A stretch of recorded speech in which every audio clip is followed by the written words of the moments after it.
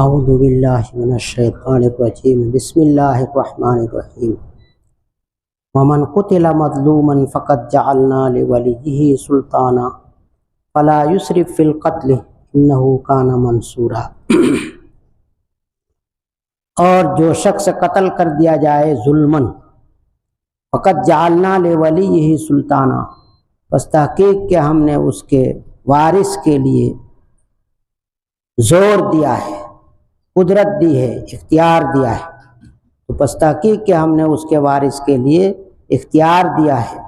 فلا یسرف فی القتل، قتل میں حد سے تجاوز نہ کرے، انہ کان منصورا، بے شک وہ قابل مدد ہے، یعنی اللہ تعالیٰ کی جانب سے اس کی مدد کی جائے، وہ اس قابل ہے۔ اوپر میں مسئلہ چل رہا تھا کہ انسان کے لیے دوسرے انسان کو قتل کرنا حرام ہے، مگر حق کی وجہ سے جو تین چیزیں تھی جس کو ذکر کیا تھا گزشتہ کل، کسی انسان کا کسی انسان کو قتل کرنا، خاص طور سے ایک مومن بندے کو قتل کرنا، یہ بہت ہی خطرناک چیز ہے۔ حضور اکرم صلی اللہ علیہ وسلم نے فرمایا کہ اللہ تعالیٰ کے نزدیک یہ بات زیادہ سہل ہے، آسان ہے، ساری دنیا تباہ ہو جائے، ہلاک ہو جائے، یہ آسان ہے اللہ تعالیٰ کے نزدیک اس بات سے کہ کسی ایک مومن بندے کو قتل کیا جائے۔ تو ایک مومن بندے کے قتل کے مقابلے میں ساری دنیا تباہ ہو جائے، ہلاک ہو جائے، اللہ کے نزدیک یہ زیادہ ہلکی چیز ہے اور آسان چیز ہے۔ اس سے اندازہ کیجئے کہ مومن کو قتل کرنا کتنا بڑا گناہ ہے اللہ تعالیٰ کے نزدیک اور کتنا بڑا جرم ہے۔ اس کے بعد کسی نے کسی کو قتل کر دیا تو قتل کے بعد قرآن کریم میں اللہ تعالیٰ نے مسئلہ بتلا دیا کہ جس آدمی نے قتل کیا ہے وہ ظالم ہے اور جس کو قتل کیا گیا ہے وہ مظلوم ہے۔ اب قصاص کا مسئلہ شریعت کے اندر رکھا گیا ہے کہ اگر کسی نے کسی کو ناحق قتل کر دیا گیا اور دو گواہوں سے وہ پکڑا گیا اور دونوں گواہ بالکل عادل ہے، ثقہ ہے، قابل اعتبار ہے، اور قاتل کو جو ہے پکڑا گیا یا قاتل نے اقرار کر لیا کہ میں نے خود قتل کیا ہے، تو اس کے بدلے میں اس کو قصاص میں قتل کیا جائے گا۔ قصاص میں قتل کرنے کا اختیار وارثین کو ہے۔ مثلا بیٹے کو قتل کر دیا کسی نے تو باپ کو اختیار ہے کہ قصاص لے لے، اسی طریقے پر باپ کو قتل کر دیا کسی نے تو بیٹوں کو اختیار ہے۔ تو ترتیب وار وراثت کے اندر جس طرح ترتیب ہے، یہاں حق کے قتل یعنی حق کے قصاص میں بھی اسی طرح حق ہے۔ بعض دفعہ ایسا ہوتا ہے کہ ایک آدمی ہے جس کو قتل کر دیا گیا، اب اس کا کوئی وارث نہیں، تب اس کا وارث حاکم وقت ہوگا، شریعت کی جانب سے حاکم وقت کھڑا ہوگا اور حاکم وقت جو ہے اس کا بدلہ لے گا، انتقام لے گا، یہ شریعت میں قانون ہے۔ اب یہاں پر آگے اللہ تعالیٰ نے فرمایا فلا یسرف فی القتل، قتل میں حد سے تجاوز نہ کرے۔ اگر کسی نے کسی کو قتل کر دیا تو اس کے بدلے میں اس کو قتل کیا جائے، لیکن اس میں حد سے تجاوز نہ کیا جائے۔ حد سے تجاوز کی الگ الگ شکل ہے۔ ایک آدمی نے قتل کیا تو اس کے بدلے میں اسی کو قتل کیا جائے گا۔ بیٹے نے قتل کیا کسی کو تو بیٹے کے بدلے میں بیٹے کو قتل کیا جائے گا۔ باپ کو قتل نہیں کیا جائے گا، چچا کو یا دوسرے بھائیوں کو قتل نہیں کیا جائے گا، خاندان کے اور لوگوں کو قتل نہیں کیا جائے گا۔ اگر کسی آدمی نے بیٹے کو قتل کیا اور اس کے بدلے میں بیٹے کے بدلے میں قاتل کے خاندان کے دوسرے لوگوں کو قتل کر دیا، دوسرے لوگوں کو مار ڈالا، تو کہا جائے گا کہ تم نے حد سے تجاوز کیا۔ جو قاتل تھا جس نے قتل کیا تھا تیرے بیٹے کو، اسی کو تجھے قتل کرنا چاہیے تھا، قصاص اسی سے لینا چاہیے تھا۔ اب یہ ہے کہ قاتل جو ہے اس کو چھوڑ کر کے اس کے خاندان میں جو بڑا بہادر آدمی تھا اس کو قتل کر دے آدمی، یا اس کے باپ کو قتل کر دے، یا ماں بیٹی ہے وہ سب کو قتل کر دے، تو یہ جائز نہیں ہے، درست نہیں ہے۔ قیامت کے دن اس کے بارے میں سوال ہوگا۔ تو جو قاتل ہے اسی کو قتل کرنے کا اختیار دیا گیا ہے، اگر دوسروں کو قتل کرے گا تو حد سے تجاوز کرنے والا کہلائے گا۔ اسی طریقے پر قتل کرنے والے نے تلوار ماری اور گردن ہی کاٹ ڈالی یا گولی مار کر کے اس کو ہلاک کر دیا، تو تلوار سے قتل کر دیا، ایک ہی تلوار چلائی اور قتل کر دیا۔ اب قصاص لینے کے اندر یہ کرے آدمی کہ جو مقتول کا وارث ہے وہ ناک کاٹے، پہلے کان کاٹے، آنکھیں پھوڑے اور ہاتھ کو کاٹے، اعضاء کو کاٹے، مسلح کرے، تو یہ جائز نہیں ہے اس کے لیے۔ تمہارے آدمی کو جب اس نے تلوار سے قتل کیا ہے تو جان لینی ہے، تم تلوار سے اس کی جان لے لو، اس کی گردن اڑا دو اور یہ کہ ہاتھ کاٹو اور ناک کاٹو کان کاٹو یہ تمہارے لیے حد سے تجاوز کرنا ہے، اس طرح حد سے تجاوز نہیں کر سکتے۔ قرآن کریم میں اللہ تعالیٰ نے بہت ہی مختصر لفظوں میں مختصر الفاظ میں بہت سارے احکام کو بیان کر کے رکھ دیا ہے، تو اسی لیے اس میں فرمایا فلا یسرف فی القتل، قتل میں حد سے تجاوز نہ کرے، جس نے قتل کیا اسی کو قتل کرے۔ اب ایک آدمی نے قتل کیا ہے، اس کو چھوڑ کر کے اس کے بھائیوں کو قتل کرنے لگے، باپ کو، خاندان کے دوسرے لوگوں کو، یا اس کے اور تعلقات، یہ جائز نہیں ہے۔ آج کل کا ماحول دیکھیے، ایک بھائی کا قتل کوئی آدمی کرتا ہے، اس کو پکڑ کے بھائی سب کو پکڑ کر لے جاتے ہیں، اور پھر اس کے بعد جو ہے طرح طرح مار پیٹ کرتے ہیں، اور مطلب یہ کہ طرح طرح کی سزائیں دیتے ہیں۔ یہ سب جائز نہیں ہے۔ جس نے قتل کیا ہے اسی کو پکڑو اور اسی کو سزا دو، اس کے علاوہ دوسروں کو تم نہیں کچھ کر سکتے، مار نہیں سکتے، پیٹ نہیں سکتے۔ آگے فرمایا اللہ تعالیٰ نے انہ کان منصورا، بے شک یہ آدمی قابل مدد ہے، جو مقتول ہے قابل مدد ہے، کہ اس کی مدد اللہ تعالیٰ کی جانب سے کی گئی، کہ اس کو قصاص لینے کا حق دیا گیا، اس کے وارثین کو قصاص لینے کا حق دیا گیا کہ قصاص لے لو، بدلہ لے لو تم، لیکن اس میں ترتیب وہی ہے کہ بدلہ لینے میں بھی انصاف ہونا چاہیے، غیر انصافی نہیں کرنی چاہیے اور دوسرے کو قتل نہیں کرنا چاہیے۔ یہ حکم تھا قتل کے سلسلے میں۔ آگے اللہ تعالیٰ فرماتے ہیں وَلَا تَقْرَبُوا مَالَ الْيَتِيمِ، یتیم کے مال کے قریب بھی مت جاؤ تم، إِلَّا بِالَّتِي هِيَ أَحْسَنُ، مگر اسی طریقے سے جو بہتر ہو، حَتَّى يَبْلُغَ أَشُدَّهُ، یہاں تک کہ وہ اپنی جوانی کو پہنچ جائے، اپنی ہوشیاری کو، سمجھ بوجھ کو پہنچ جائے، اپنی سن جوانی کو پہنچ جائے، جوانی کی عمر کو پہنچ جائے۔ دیکھ لیجئے یتیم کے مال کے کہا قریب مت، مسئلہ یہ ہے کہ دوسرے کا مال بھی تو لینا جائز نہیں ہے۔ یتیم کی کیا خصوصیت ہے، یتیم کی کیوں تخصیص کی اللہ تعالیٰ نے؟ دوسرے کا بھی مال اگر کوئی آدمی ناجائز طور پر لے گا اور استعمال کرے گا تو وہ بھی حرام ہے، اور یتیم کے مال کو لے گا اور استعمال کرے گا تو وہ بھی حرام ہے۔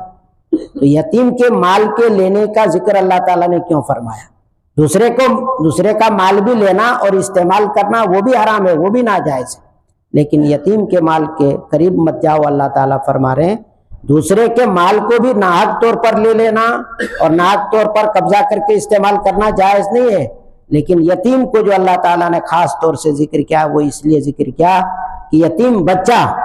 اس کو تو اپنے مال کے بارے میں پتہ ہی نہیں رہتا، پتہ ہی نہیں چلتا ہے کہ میرے باپ نے کیا چھوڑا ہے، کیا رکھا ہے، اس کو اپنے مال کا بھی پتہ نہیں ہوتا ہے۔ یتیم بچے کو اپنے مال کا بھی پتہ نہیں ہوتا ہے، باپ کا انتقال ہو گیا، باپ مر گئے اور باپ نے جو مال چھوڑا ہے، یتیم بچے کو مال کی بھی خبر نہیں۔ اب اگر کوئی اس یتیم بچے کے مال کو ناحق ہڑپ کرے گا، ناحق کھائے گا، تو یہ بالکل دوسروں کے مال کے کھانے کے مقابلے میں یتیم کا مال کا کھانا یہ زیادہ جرم کا باعث ہے، اس لیے کہ یتیم کا کوئی پرسان حال نہیں ہوتا ہے، کوئی پوچھنے والا نہیں، اور وہ خود جانتا بھی نہیں، وہ کہیں مطالبہ بھی نہیں کر سکتا ہے کہ یہ مال میرا ہے، یہ مال میرا ہے، کچھ نہیں کر سکتا۔ ایسے میں اللہ تعالیٰ جس کا کوئی پرسان حال نہ ہو یا مددگار نہ ہو تو اللہ تعالیٰ اس کے بارے میں قانون سخت بیان کرتے ہیں کہ دوسرے کے مال کو کھانا بھی حرام ہے، لیکن یتیم کا مال کھانا یہ زیادہ خطرناک اس لیے کہ یتیم بچہ وہ بول نہیں سکتا، اپنا مال مانگ نہیں سکتا، دعویٰ نہیں کر سکتا، اس کو پتہ نہیں ہے کہ میرا مال کتنا ہے، میرے باپ نے کیا کیا چھوڑا ہے۔ اس لیے اللہ تعالیٰ نے خاص طور سے کہا کہ یتیم بچے کے مال کے قریب بھی مت جاؤ۔ اور قرآن کریم میں دیکھیے اللہ تعالیٰ نے دوسری جگہ جو ہے کتنا سخت اس قدر سخت وعید اللہ تعالیٰ نے ذکر فرمائی ہے یتیم بچے کے مال کے کھانے کے بارے میں۔ دیکھیے یہ ہے آیت کریمہ، ان الذین یاکلون اموال الیتامی ظلما انما یاکلون فی بطونہم نارا، بے شک وہ لوگ جو یتیم بچوں کے مال کو کھاتے ہیں، یتیموں کے مال کو کھاتے ہیں ظلما ناحق، انما یاکلون فی بطونہم نارا، بے شک یہ لوگ اپنے پیٹوں میں آگ بھر رہے ہیں، آگ کھا رہے ہیں۔ کتنا سخت جملہ اللہ تعالیٰ نے استعمال فرمایا کہ جو یتیم بچوں کے مال کو ناحق طور پر کھا رہے ہیں، ظلم کے طور پر کھا رہے ہیں، وہ اپنے پیٹوں میں سمجھو آگ بھر رہے ہیں، اور اپنے پیٹوں میں غذا اور یہ مال نہیں، وہ مال ہی آگ کی شکل ہے، گویا کہ ابھی وہ مال ہے لیکن وہ آگ ہے جس کو وہ اپنے پیٹوں میں بھر رہے ہیں۔ وَسَيَصْلَوْنَ سَعِيرًا،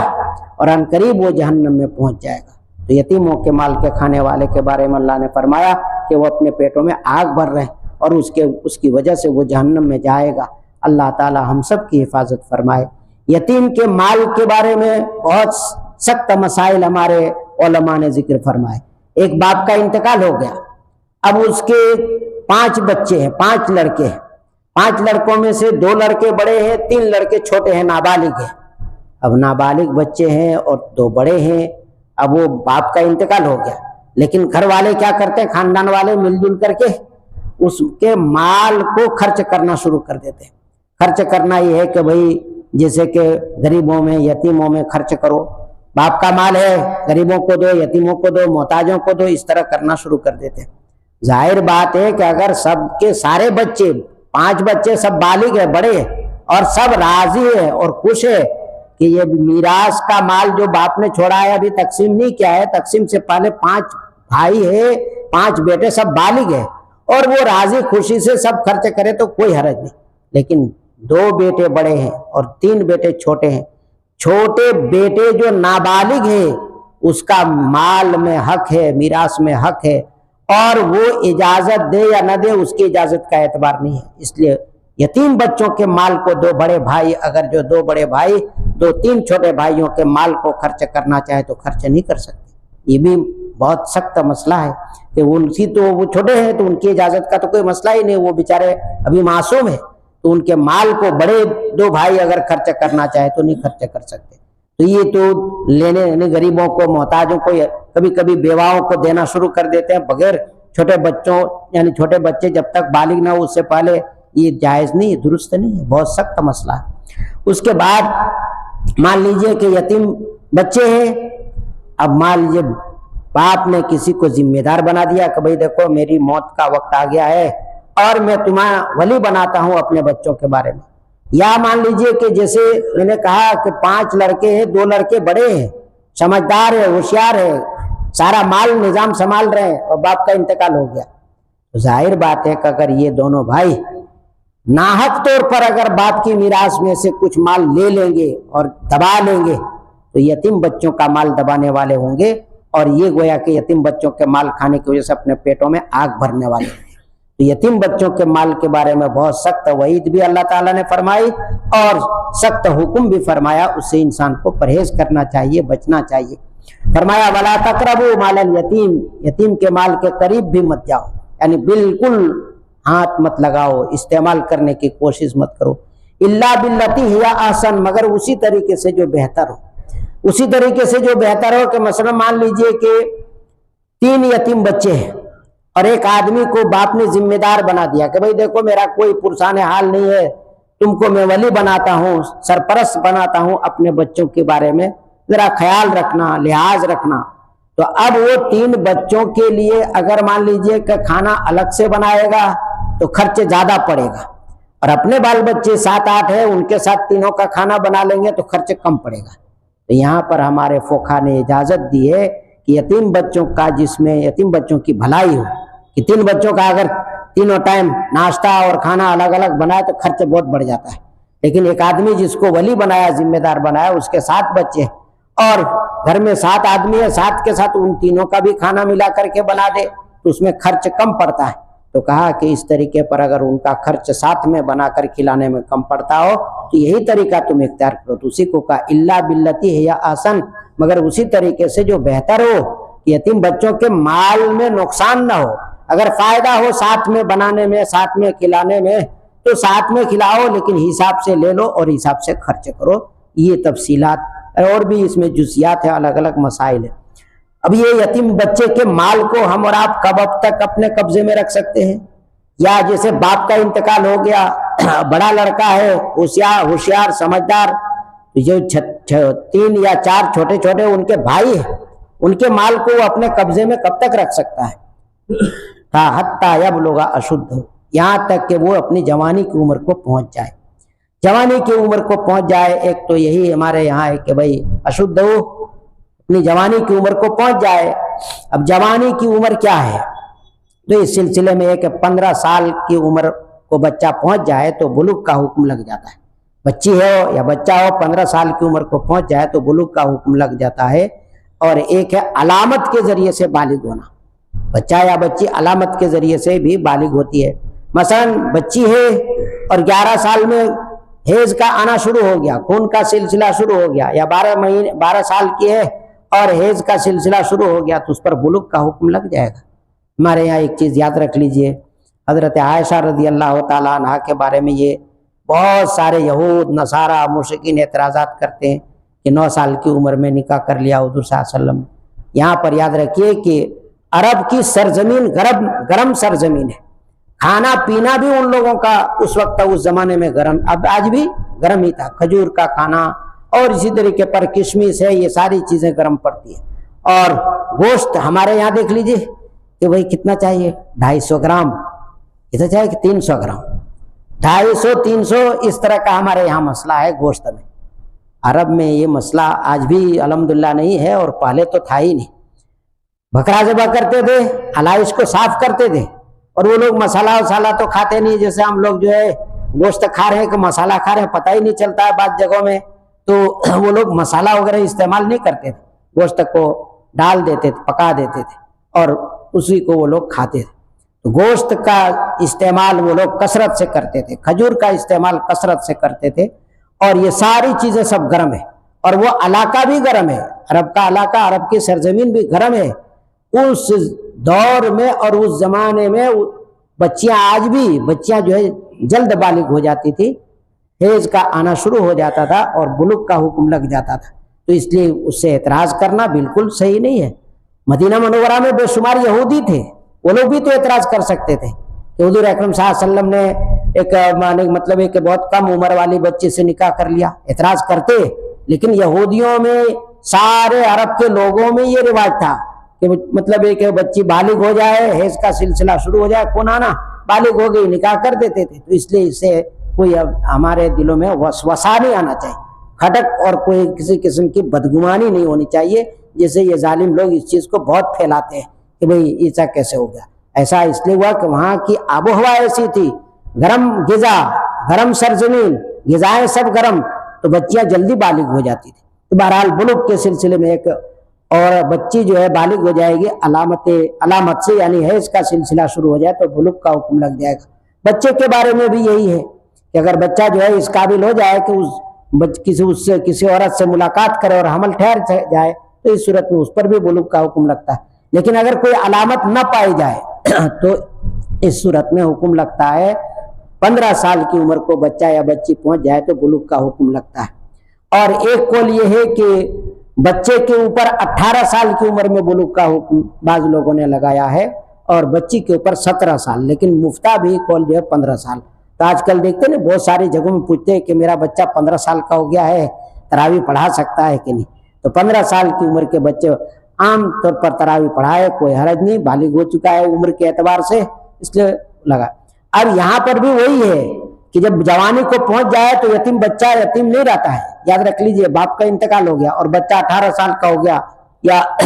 17 سال کا، 20 سال کا، تو اب یتیم نہیں۔ حضور اکرم صلی اللہ علیہ وسلم نے فرمایا کہ بلوغ کے بعد یتیم ہونا باقی نہیں رہتا ہے، بلوغ کے بعد وہ یتیم رہا نہیں، وہ تو گویا کہ اب خود آزاد ہو گیا، بالغ ہو گیا، تو بلوغ کے بعد یتیم کا حکم باقی نہیں رہتا ہے، یتیم کا حکم ختم ہو جاتا ہے۔ اب 15 سال کا بچہ ہو، ہوشیار ہو، سمجھدار ہو تو اس کا مال اس کے حوالے کر دو، لیکن 15 سال کی عمر میں اگر ابھی اس کی سمجھداری کامل اور مکمل نہیں ہوئی ہے، رشدن کا لفظ دوسری جگہ استعمال کیا اللہ تعالیٰ نے کہ سمجھداری اور سمجھ بوجھ اس میں کمی ہے، تو ابھی اس کا مال اس کا حوالے مت کرو، انتظار کرو، 21 سال 22 سال میں اگر اس میں سمجھداری مکمل ہو جائے اور کامل ہو جائے تو پھر اس کے حوالے کرو۔ لیکن اگر سمجھداری کچھ کم رہے اور 25 سال کی عمر کو ہو جائے تو پھر ہمارے امام ابو حنیفہ رحمۃ اللہ علیہ کہتے ہیں کہ سمجھداری بچپن میں جو گویا کہ سمجھداری ہوتی ہے اسی کا اثر ہوتا ہے کہ اس میں کمی رہتی ہے، لیکن 25 سال کی عمر میں سمجھداری آ ہی جاتی ہے، اگر تھوڑی بہت کچھ کمی ہو تو اس کا لحاظ نہیں کریں گے، 25 سال میں سمجھداری مکمل ہو جاتی ہے، لہذا اس کا مال اس کے حوالے کر دیا جائے گا۔ لیکن اصل تو یہ ہے کہ بلوغ کے بعد اگر اس میں سمجھداری کامل ہو گئی، مکمل ہو گئی تو اس کا مال اس کے حوالے کر دو۔ تو یہ بلوغ کے سلسلے میں چند باتیں تھی، عرض کر دیا۔ حتیٰ یبلغ اشدہ، یہاں تک کہ وہ اپنی جوانی کو پہنچ جائے۔ وَأَوْفُوا بِالْعَهْدِ، اور عہد کو تم پورا کرو۔ إِنَّ الْعَهْدَ كَانَ مَسْئُولًا، بے شک عہد کے بارے میں پوچھا جائے گا۔ یہ پہلے بھی سورہ مومنون کے اندر عہد کے سلسلے میں بات آ گئی تھی، عہد و معاہدہ۔ ایک معاہدہ ہوتا ہے دو جانب سے، جو پہلے تفصیل آ گئی تھی، تفصیل کر دی تھی میں نے، دو جانبوں سے معاہدہ ہوتا ہے کسی کام کے بارے میں، اس معاہدے کو بھی پورا کرنا لازم اور ضروری ہے، فرض ہے۔ اور ایک ہے کہ دو جانبوں سے معاہدہ نہ ہو، ایک جانب سے ہو۔ ایک جانب سے جیسے کسی آدمی نے کسی کو کچھ دینے کا وعدہ کیا کہ بھائی میری بیٹی کی شادی لگی ہے، مجھے 10,000 قرض دینا، 3 مہینے کے بعد میں واپس کر دوں گا۔ کہا ٹھیک ہے میں دوں گا، اب یہ مان لیجیے اپریل کی 1 تاریخ کو میں دوں گا، یہ طے کر دیا۔ اب ظاہر بات ہے کہ جب تم نے وعدہ کیا کہ میں 10,000 دوں گا تم کو اپریل کی 1 تاریخ کو، تو اس وعدے کو بھی پورا کرنا ضروری ہے، اس عہد کو بھی پورا کرنا ضروری ہے، لازم ہے۔ لیکن اگر کوئی آدمی ایسا ہو کہ عہد کو پورا نہ کرے، تو دو مسئلہ پہلے میں نے بتلا دیا تھا کہ دونوں جانب سے معاہدہ ہوا ہے، تو وہاں پر تو ایک آدمی جب معاہدے کو توڑے تو عدالت میں دوسرا آدمی جا سکتا ہے۔ لیکن کسی نے وعدہ کیا کہ اپریل کی 1 تاریخ کو 10,000 میں قرض دوں گا 2 مہینے کی مدت کے لیے، اب اگر اس نے اپنے وعدے کو توڑ دیا کہ نہیں دے سکتا، میں نہیں دے سکوں گا، میں مجبور ہو گیا ہوں، یہ وہ اور عذر کر دے، تو اب عدالت میں اس کو گھسیٹ کر نہیں لے جایا جا سکتا ہے، کیونکہ یہاں معاہدہ 2 جانب سے نہیں ہے، ایک جانب سے صرف وعدہ ہے۔ یہ سب تفصیلات یاد رکھنی چاہیے۔ تو اللہ تعالیٰ فرماتے ہیں ان العہد کان مسئولا، بے شک عہد کے بارے میں سوال کیا جائے گا۔ ہم نے اور آپ نے کسی سے وعدہ کیا اور وعدے کو پورا نہیں کیا تو قیامت کے دن پوچھا جائے گا کہ بھائی تم نے فلاں سے وعدہ کیا تھا، وعدہ پورا کیوں نہیں کیا؟ بتائیے، اللہ تعالیٰ نے اگر سوال کر ڈالا میدان محشر میں، کوئی جواب نہیں دے سکتا ہے۔ اس لیے آدمی کو کسی سے وعدہ کرے تو بہت سوچ سمجھ کر کے وعدہ کرے، اور مکمل عزم مصمم کے ساتھ کہ انشاءاللہ یہ وعدہ میں پورا کروں گا، اس طرح تب وعدہ کرے۔ اور اگر پورا کرنے کا ارادہ ہی نہیں تو وعدہ ہی نہ کرے کہ بھئی وعدہ کر کے پھر وعدہ خلافی کرو، یہ گویا کہ درست نہیں ہے، تمہارے لیے جائز نہیں۔ اسی طریقے پر جو معاہدہ کیا جائے تو معاہدے کو بھی عزم کے ساتھ کہ بھئی اس کو پورا کریں گے، ایسا کرنا چاہیے۔ اور اس سلسلے میں واقعات تو میں نے ایک واقعہ سنایا تھا، عبداللہ بن حذیفہ بن الیمان کا واقعہ سنایا تھا میں نے غزوہ بدر کے سلسلے میں۔ یہاں پر ایک واقعہ ہمارے حضرت امیر معاویہ رضی اللہ تعالیٰ عنہ کا یاد رکھیے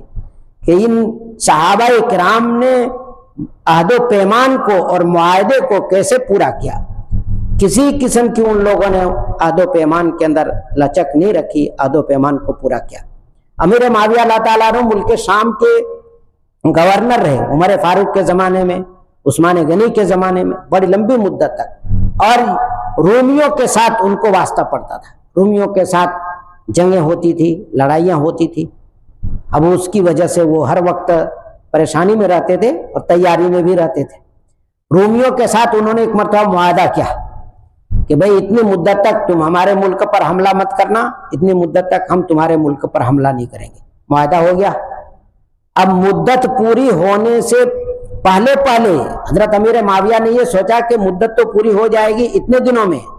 لہٰذا انہوں نے یہ سوچا کہ اپنی فوج کو میں سرحد پر لا کر ڈال دوں۔ اب یہ رومیوں کو تو پتہ نہیں رہے گا،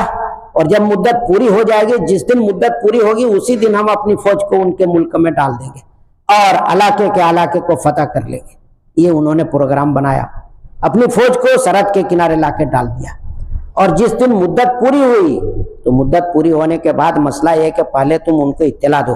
کہ بھائی جتنی مدت تک جنگ نہ کرنے کا معاہدہ تھا وہ معاہدے کی مدت ختم ہو گئی، اب ہم تمہارے ساتھ اپنا معاہدہ باقی نہیں رکھتے، ہم اپنا گویا کہ اپنی جنگ کا سلسلہ ہم شروع کریں گے۔ یہ خبر دینا ضروری ہے تاکہ وہ بھی تو کچھ تیاری کر لے اور وہ بھی کچھ سمجھ لے کہ کیا کرنا ہے نہیں کرنا ہے۔ امیر معاویہ اللہ تعالیٰ انہوں نے یہ سوچا کہ معاہدے کی مدت ختم ہوگی اور میں اپنی فوج کو دشمن رومیوں کے ملک میں داخل کر دوں گا۔ اب مدت ادھر ختم ہو گئی اور حضرت نے اپنی فوج کو آرڈر دے دیا کہ رومیوں کے علاقوں پر فتح کرو، قبضہ کرو۔ بہت سارے بڑے بڑے علاقوں پر قبضہ کر لیا، اور رومیوں کو تو خبر بھی نہیں کہ امیر معاویہ اللہ تعالیٰ نے اپنی فوج کو ہمارے ملک میں ڈال دیا ہے۔ پیچھے سے ایک صحابی آواز دیتے آ رہے ہیں، آواز لگا رہے ہیں، اللہ اکبر اللہ اکبر، اس طرح آواز لگاتے ہوئے آ رہے ہیں۔ امیر معاویہ اللہ تعالیٰ نے ٹھہر گئے کہ بھائی دیکھو کیوں یہ آواز لگاتے ہوئے، کیا عمر فاروق کا کوئی پیغام آ گیا ہے جس کو سنانے کے لیے آیا ہے؟ تو وہ حضرت عمر بن انبسہ رضی اللہ تعالیٰ عنہ تھے، وہ آواز لگاتے ہوئے آ رہے تھے وفاء لا قدر، وفاء لا قدر، اسلام میں وفاداری ہے، دھوکہ بازی نہیں ہے، بے وفائی نہیں ہے۔ اب یہ مطلب وفاء لا قدر، وفاء لا قدر، وفاداری ہے، بے وفائی نہیں ہے اسلام کے اندر۔ اور پھر حضرت نے یہ کہا کہ میں نے حضور اکرم صلی اللہ علیہ وسلم کو فرماتے ہوئے سنا ہے، لہٰذا تم نے جو مدت کی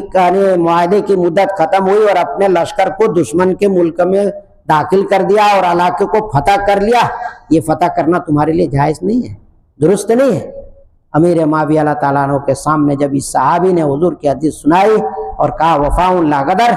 فوراً آرڈر دے دیا فوج کو کہ جتنے حصوں پر تم نے قبضہ کیا ہے خالی کر دو، اور جتنے اموال پر تم نے قبضہ کیا وہ سارے اموال کو چھوڑو اور پیچھے واپس آؤ۔ چنانچہ سارے کے ساری فوج پیچھے واپس بلا لی انہوں نے، اور معاہدے کے ختم ہونے کے بعد پھر رومی بادشاہ کو اطلاع دی، خبر دی کہ اب ہم معاہدہ باقی نہیں رکھنا چاہتے ہیں، ہم جو اس معاہدے پر اب قائم نہیں، معاہدے کی مدت پوری ہوگی۔ تو کیسے کیسے وقت میں، کیسی کیسی گھڑی میں ہمارے صحابہ اکرام نے عہد و پیمان کو پورا کیا، معاہدے کو پورا کیا۔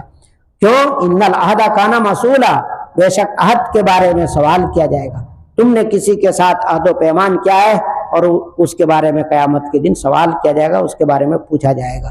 اللہ سے دعا کیجئے کہ اللہ تعالی ہم سب کو اپنے وعدوں کو پورا کرنے کی توفیق نصیب فرمائے، یتیموں کے مال سے بچنے کی توفیق نصیب فرمائے، یتیموں کے مال کو ہڑپ کرنے سے ہم سب کو بچنے کی توفیق نصیب فرمائے۔ یتیموں کی زمینوں کو بھی لوگ آج ہڑپ کر رہے ہیں، لے رہے ہیں، یہ بھی خطرناک موڑ پر ہے، مسائل اور واقعات بہت سب ہے۔ یتیم کی چیز، یتیم کا مال انسان کے لیے استعمال کرنا ناحق طور پر بالکل درست نہیں ہے، جائز نہیں ہے۔